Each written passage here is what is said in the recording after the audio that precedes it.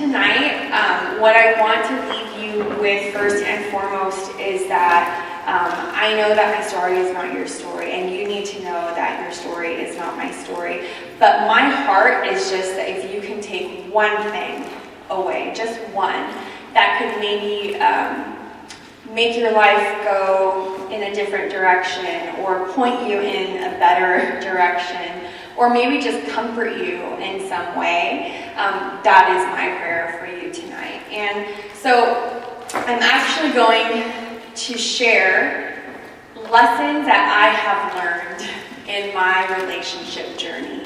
And these lessons are not just dating relationship lessons. And I think that for a lot of us, if you're anything like me, if you want to be married, raise your hand. Like, who wants to be married and in a relationship? Who wants to be in that relationship with the godly man? And so I think that sometimes we want a guy who's like refined and ready for us, but we don't want to go through the trouble of refining ourselves. We don't want to put in the work of actually being a better person for him. We just want him, whoever he is, to kind of be ready for us. And for me, a lot of the things that God told me was that I had a lot of very wrong ideas of what it meant to find that husband. I was very much a girl who did not do well with other girls. Anyone else in that boat? You don't I don't know. But I didn't. It was easier for me to be friends with guys. I liked the attention. I didn't admit that to myself back then, nor did I think that's what it was, but coming from a home where my dad left, I searched for a lot of that affection through the attention of guys, and it took me down a path where a lot of my value and my identity was very distorted. There was a lot of things that I just kind of learned. And there was a lot of unlearning that took place when I became a believer. And so if there is a first lesson that I could give to you, it would be this. It would be, know your identity. Know your God-given identity. And the God-given identity part is so important because a lot of us, if you have whatever experience you have had in your life, we start to find identity in the wrong things. And for me, having that rejection, and I was very proud to say I had daddy issues. I was like that self-aware girl who was like, I know I have daddy issues. But knowing that I had them did not in any way teach me how to deal with them. And so I remember being in a relationship with a guy in high school that was not really a relationship. And it's actually really weird when I think about telling this story, because I can't believe that I did this. But I liked a guy in high school, and he liked me for a little bit. He was the quarterback of my high school, and I was new. I was a sophomore. It was my first time at the school, and he had shown some interest in me, and so I was like, oh, cool, he likes me. But then suddenly, he stopped. He was very much this guy who liked someone, but then the next week liked someone else. And I did not stop. I liked him so. Have you ever just liked someone so bad? Literally, you're just how is it possible you don't have feelings for me when I have so many? It's I'm bursting. Is that possible? It was like that. But what he would do is he would text me at night, or sometimes call me. Oh, he called me we would talk on the phone, but then the next day at school it was he did not know me. And I didn't care. I instead of being that girl who hated him for that, I just convinced myself that I didn't care. I was that tough girl who doesn't need him, and so I was going to act like I didn't care. And I think that attitude carried me to a very negative mindset. I started kind of just being someone who I ended up sleeping with him. If I can be honest, It was after school one day. His friend and him came to my house. It was like a minute, and then I was like, I want you to picture it, so that's okay. It was like a minute, and then he like went with his friend, and him and his friend just like left my house. And the next day at school, nothing. And I was like, I became that girl. And in a decision, I had convinced myself, I don't care though. I don't care, because it was easier to compromise my identity than to deal with the fact that, like, at the root, this was rejection. This was like rejection in the most blatant way. This was like, I don't want to choose you in front of everybody else. And I allowed that. And the first thing that I had to learn when I came to Christ was who He says I am, because I was spending so much time seeking approval from someone when God already has approved of me. Like, God loves me, and God says things about you and about me in His Word, and they're true. You have to know that, and it has to be the starting point for you. It has to be. Because if you're serious when you raise your hand that you want a godly man, then you need to be a godly woman. Amen. And you're not going to be if you don't know the Word. And not only that, like, you have to fight for that identity, which is, it's my second lesson. It's not just knowing your identity, it's fighting for your identity. And really, this is discipline. Like, choosing to be and do what God says, even when you don't feel like it. That is probably one of the most challenging lessons I had to learn. Because I can sit up here and I can tell you that you're valuable, I can tell you that you're loved and you have a crush, and he doesn't like you back, and everything about your identity changes. Everything about what you think about yourself changes. I know it does, because I've been there. Rejection is the most, maybe not most, but one of the most painful emotions. And there is this idea where we attach our value to whether or not someone else sees us as valuable. And it is a lesson that, if learned, will help you keep relationships that you need in your life and get rid of relationships that you don't need in your life. Because when you start having those feelings of rejection and you start, you challenge what God says about you and your value, what creeps in between you and your girlfriends? Jealousy? Insecurity? Suddenly, it's like, not only that you're not good enough, but like, she's better. Like, comparison creeps in. All of these things that the enemy uses as divisiveness. All of the things that the enemy uses to keep you away from the people in this room that you probably need to be in relationship with. And so, when you go to His Word and you start learning that you're fearfully and wonderfully made, when you start learning that God created you for purpose and for intentionality, whether or not someone else agrees becomes insignificant. And you actually can live from the place where you start loving those people, and you realize that they're just people who probably also have dealt with rejection and insecurity. And what they need to know is that you're not their enemy, but you're actually their friend. People want to know, how do I have healthy relationships? And I haven't looked at your questions, but I'm just saying, how do I have healthy relationships in my life? You have a healthy relationship with God, and you believe what He says. And it's a discipline that you go to over and over and over and over again.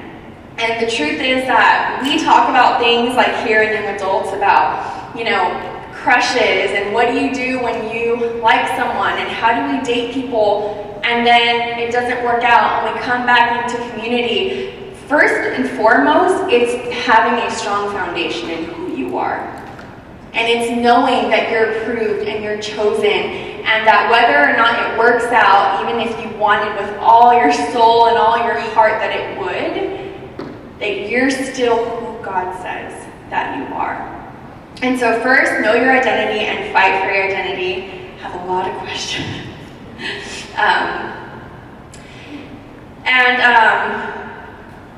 Okay, the next lesson is have healthy boundaries. Now, Sam, who was here for the boundaries talk? If you were not, please go back and listen on YouTube to both the confrontation, conflict talk that we had and the boundaries one, because they're phenomenal. But the truth is that none of us really learn like how to execute boundaries. At least I never learned. And so a lot of us are in friendships, but also then it becomes relationships where we don't know how to set appropriate boundaries. And if you want to know how to have a healthy relationship, it just starts by being healthy. You just need to be healthy. And health comes in different ways. It comes by knowing your limits. It comes by knowing your stressors. It comes by knowing how you relieve stress. Anybody like work out regularly? Anybody get massages? You're speaking my language. Like, do you have self-care days? Do you like getting your nails done? Do you like going on walks? What do you do when you are stressed? Because the truth is that healthy relationships come from being healthy, and you maintain health because we are triune. We're spirit, soul, body, right? And so your spirit and your soul and your body need to be healthy. And sometimes my husband needs to tell me, I can't right now. Or sometimes if people want to talk to you, you need to say, I can't right now. And if you want to learn how to be in a healthy marriage one day or dating relationship, I would say start practicing in your relationships, your friendships, your family. How fun is it to have boundaries with your family? And the thing with boundaries, which Sam got into it really well, but the thing with boundaries is that the only person that has control over you and the boundaries that you set is you. Only you. And believe me, like I can manipulate, like, oh man, I feel like I had it like down. I was really good at making guys that I was with feel like they were the ones that were responsible for things that I was responsible for. But the truth is that you have to be the one. Like, how many of you have had friends where you're like, I just cannot talk to you anymore? Like, you just want to cut them off forever. Like, I never want to talk to you again, you're too much. You need to tell them. Yeah, oh, someone's like, what? Yeah. You need to tell them, because the truth is they probably don't know. And even if they do, they're going to keep doing it if you keep letting them. And you need to practice saying things like, I don't have capacity for this right now. And some of you are at this point in your relationships, it's unhealthy, and you're at this point where you're like, I peace out. Good luck. Someone else, can you guys take care of her, please? Like, I'm done. But there was a point before you got there where you were like already pretty fed up. And there was a point even before that where you were like, this is getting to be too much. There was a point before that where like you were frustrated. All of those were opportunities for you to just execute boundaries and have a confronting conversation. And you know what the beauty is of that? Is that God has a very different capacity than we do. And maybe that person needs your no so that they can do what I did like 10 years ago when I was calling people at 3 a.m. because I was that girl who was in an unhealthy relationship, gave her life to Christ, and was like, what the heck do I do now? And I would call people because I was crying and I was lonely and I needed friends and I didn't know how to have friends because I only talked to guys, and then I had a boyfriend, so my whole life was just, I didn't have friends, I just had him. remember the night where nobody answered, and I was just like, what do I do? And I remember God saying, talk to me. Whatever you were going to tell them on the phone, tell me. And I know that sometimes there's a lie that we believe that it's like, that I can't get from God what I could get, right? If someone was just there talking to me. But what is it that you're seeking at the end of that conversation? Validation. You want to just say, thank you so much, I feel better. Right? You want to just, if you want relief, you want validation. Sometimes we need correction. We get to the end of that and we're like, thank you, I feel better. Right? Like you have a release and you feel this peace.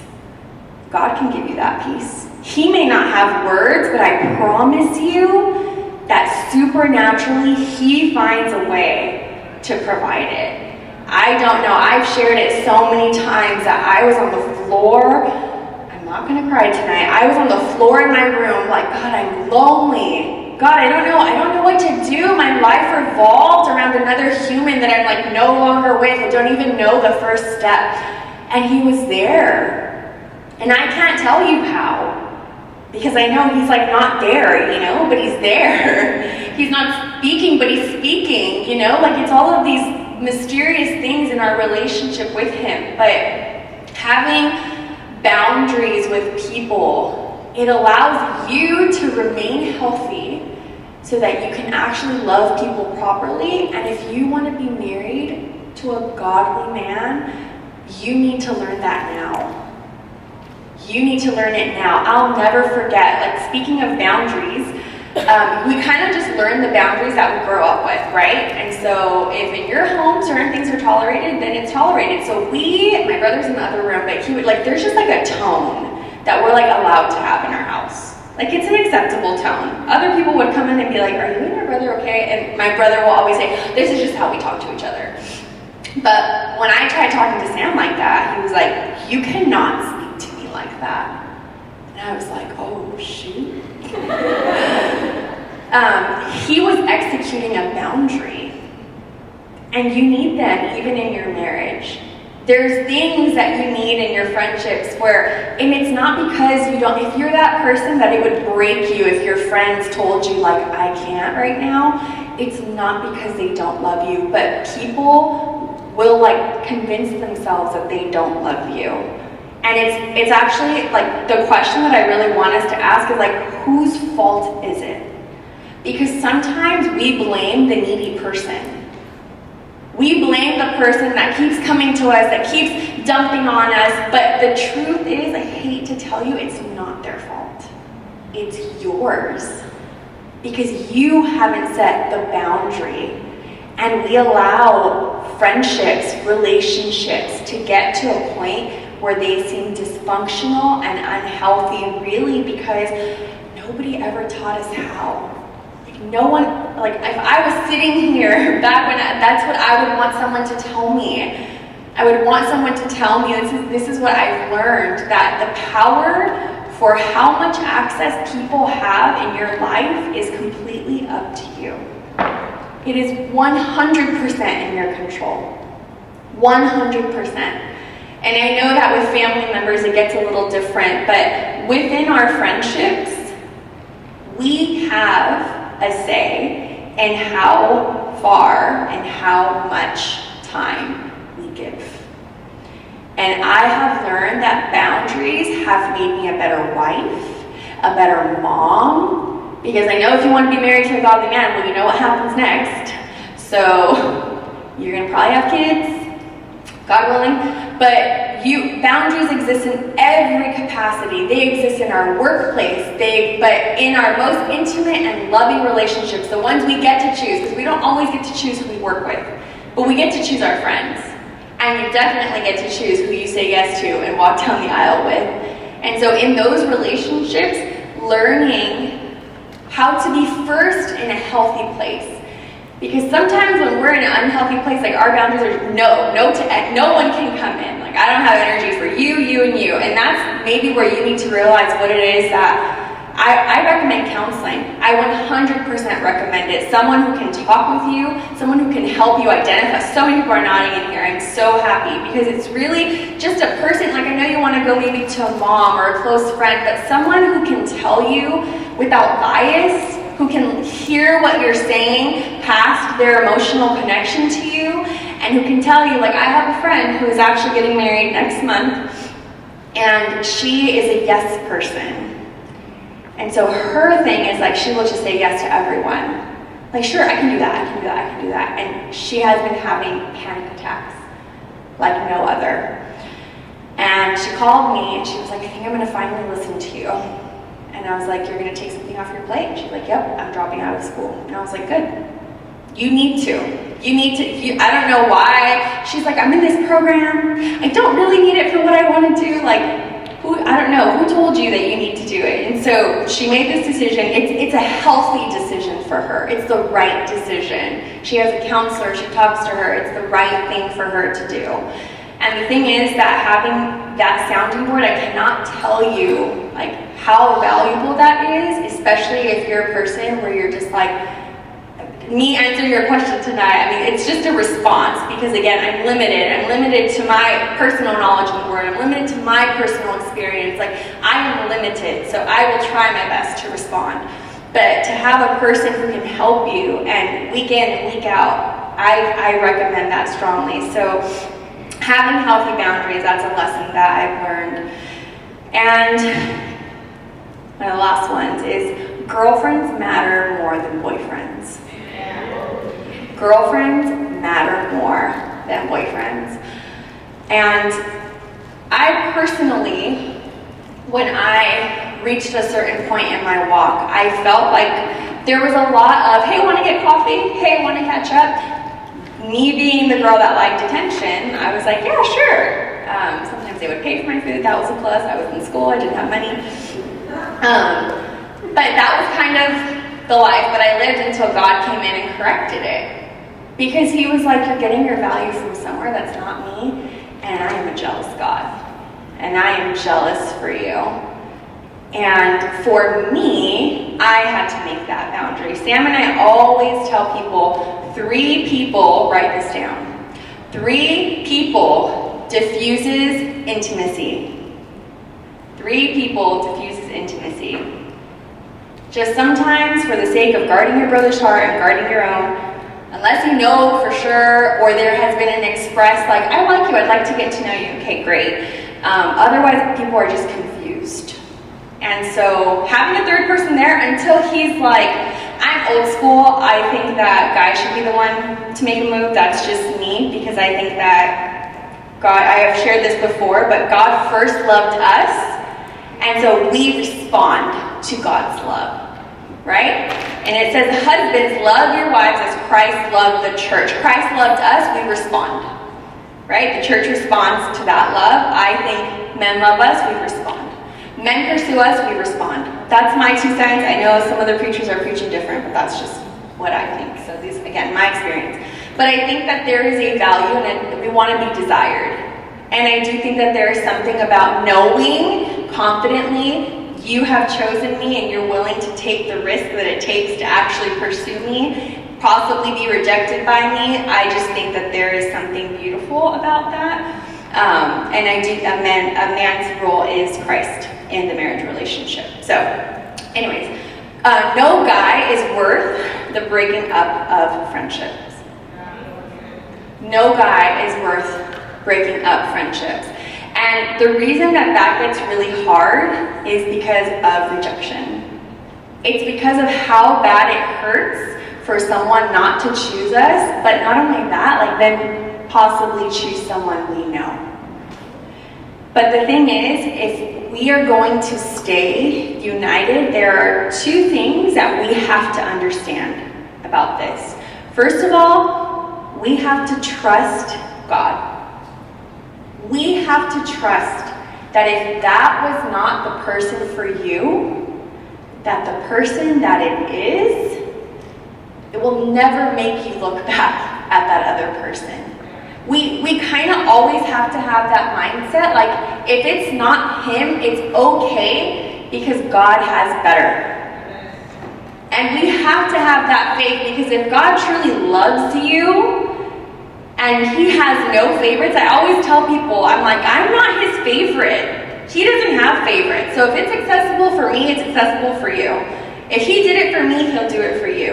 And I can guarantee you that when you get to the aisle and you walk down and meet that guy, you're not going to be thinking about whoever it did not work out with. You're not. You're going to know why. But it takes, like everything else in our walk, faith. And it takes trust. And it takes maturity. It takes being the person who understands, even in your pain, even in the rejection, first of all, God will comfort you. But also, like, you can trust him. You can trust him. Like, if it's not that person, I promise you, God is not a God of second best. He is not. And when it doesn't work out with someone, I don't care how close the enemy tried to make him. I don't care if he was 95% right. If he's not God's 100, if he is not God's 100 for you, you are better off. You are better off. And we have to have that confidence in the pain. In the pain of, man, like, I know, like, I'm getting teary-eyed just remembering the pain of rejection, because you remember it, even though I'm past it, even though I'm married, I know what it was like. I actually have a really funny story. So, I'm not currently, I was 2 months pregnant, and we had to go to Serve Day. And we go to Serve Day, nobody knows that I'm pregnant, and we go on a bus. Maybe some people were there that are in this room, but we went for young adults. And we had like our little beach area, and this guy, the one that I'm talking about in high school, like the 1 minute guy, he was there. So this kid is like there, and he has this like Christian shirt on, so people with our group start talking to him, and he's like, yeah, I'm getting trained, because he was the quarterback. So this kid's like, I'm getting trained by this guy. Well, his trainer shows up, and who else would it be? I have not seen him since high school. And I was like, no way. And funny thing is, he's actually the one that invited me to Cottonwood. And he's the reason why I'm here today. So thank you, God, for him. But all these feelings came up in my heart. I'm married to Sam. I'm 2 months pregnant. Nobody knows. And all these feelings came up. And then his brother, who was like a year younger and knew me, was like, oh, Nicholle. And he's telling his girlfriend, the brother is telling his girlfriend, like, man, my brother would come home all the time talking about Nicholle. And I was like, that is not how it happened. Like, he did not give a crap about me. And his brother's saying this stuff, so all of these emotions are like, no, he didn't care. And I started thinking about it like the next day and the next day. And I was just like, I wish he would have known I was pregnant. I wish he would have known how happy I am. Like, I wanted him to know, like, that he missed out, And then I kind of felt God, like, but I love him too, Nicholle. But why? But I started living from this place of rejection. I started living from this place, and the thing is that it can be the most subtle thing that tries to take us from our identity. It could be the most subtle thing, and I remember I just confessed it all to Sam. Like, look, I've been thinking about him, all this stuff. The moment I confessed it to Sam, it all went away. All the thoughts went away. Why? Because the enemy loves it when you are isolated and are all by yourself with your thoughts. Oh, he'll have at it. That is why girlfriends are more important than boyfriends.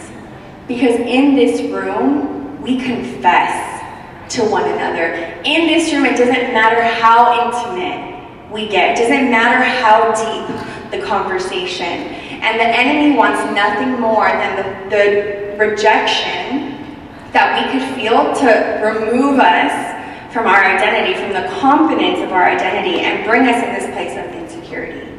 Bring us in this place where we're like kind of comparing to one another. Bring us in this place where now there's a reason to separate me from my sister, rather than her being the one that I'm confessing to and having freedom with and having healing with and praying for our husbands together and trusting God together and saying it really hurts that he likes you and not me, but that's okay. Because I know God has better for me, and I'm happy for you because you're not his favorite, and he loves me just the same, and he has 100% for me. He has someone that will choose me, that will pursue me. Gosh, like, who teaches us these things? You know who? Heck yeah, he does. And it's all in there. It's all in the Word. It's all in there. You want a godly man? Ladies, we have to be godly women. Confident, godly women. Gosh, if another girl leaves because of a guy, I swear, it makes me boil because I'm like, don't go. His best is out there for you. Do you not trust him? It's not about that girl. It's not about that guy. It's about your personal relationship with him. And if we could just be women, which is why I said go back and listen to the message on confrontation, and go back and listen to the message on boundaries, because if we could just be women who confronted things and had proper boundaries, like, man, we would be unstoppable. What could we do for his kingdom? What could we do for his glory? How could we help free other women?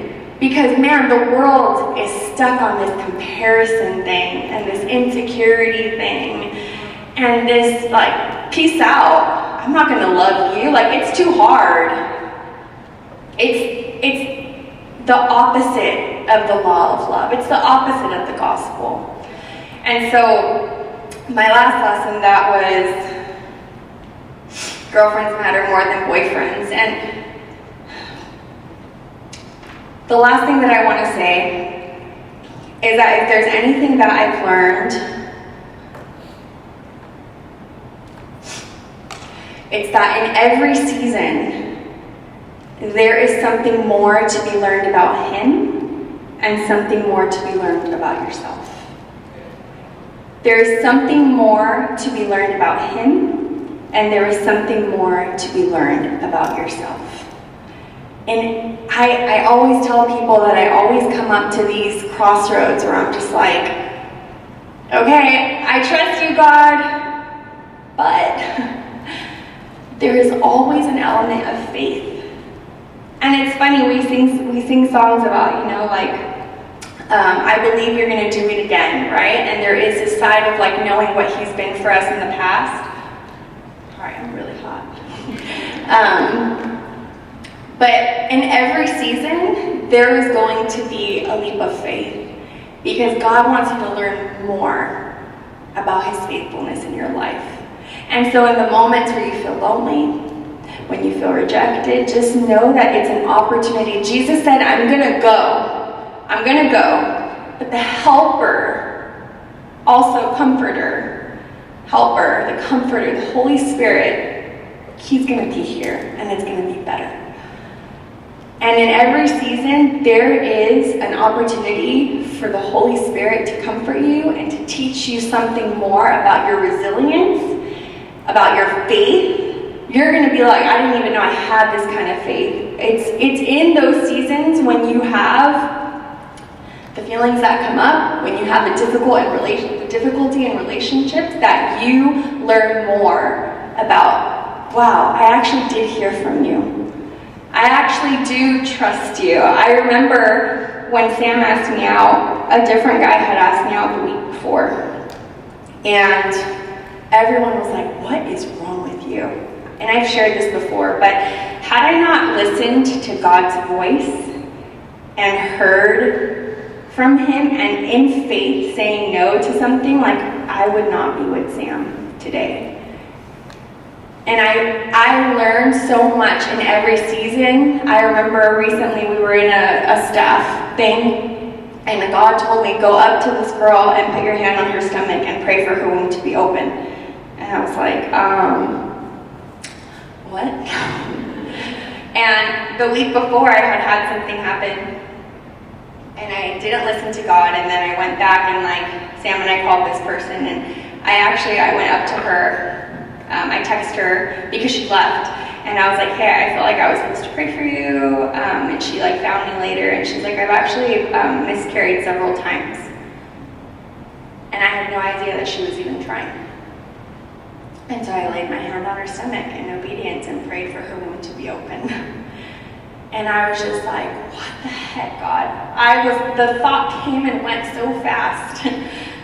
And in every nudge, in every gentle, like, it's okay, in every, like, moment where you wonder, where you don't want to encourage your friend because it hurts too bad, and because, you know, like all those things that can happen when rejection and boys and all this stuff come in.